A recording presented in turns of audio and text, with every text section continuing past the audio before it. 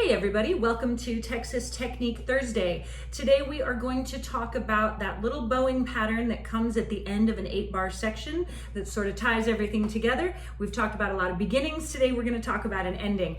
And I call this the Texas hook. I don't think I'm the only one who calls it this. When I first learned it, Dick and Lisa Barrett taught it to me back in the mid-'80s. And as I was transitioning from playing things in more of a basic old-time fashion to making my playing a little more Texas style oriented, this was one of the first things that they said I had to learn how to do. I've heard other people call it the Texas scoop. Nate Lee and I were talking about it the other day. He sometimes refers to it as that. But I think more often than not, we just call it the Texas hook.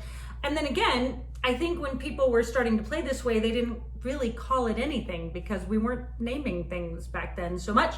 But now we have to teach them. And so we have to say what they are. So I'm calling it the Texas hook. That's what we're going to do today. And so what it is, and I'm going to use two phrases to give you an example of how it works. But at the end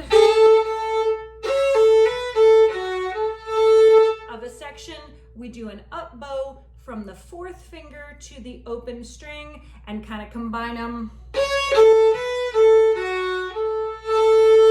And we go 4-0 together. 2-4-0. So like at the end of Sally Gooden.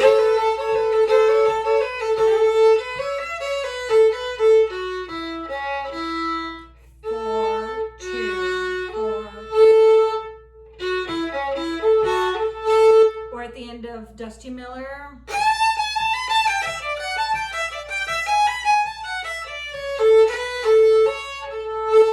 So that's a different pattern.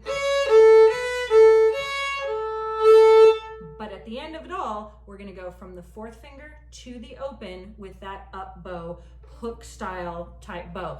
If you can, the ideal thing is to get the 4th finger in and grab the open string and keep them together.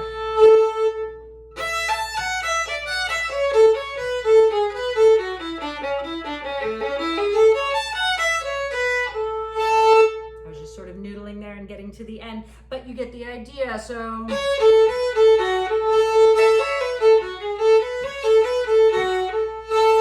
okay, and when you come to the open, when you add that in, I would highly recommend giving it a little bit of vertical pressure so that you actually get an accent there. So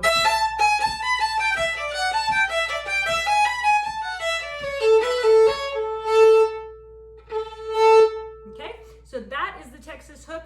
And when you get to the end of that bow, if you can, you really want to try to connect into the following part coming out of the hook. So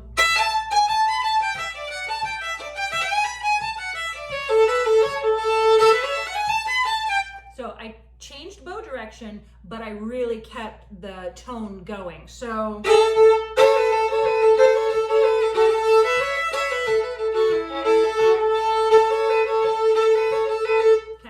we use it as a way to propel through to the next part and give that last downbeat a little bit of an extra accent. So there you go. There's the Texas hook. Put that on the end of an 8-bar section and you're halfway to being a Texas style fiddler.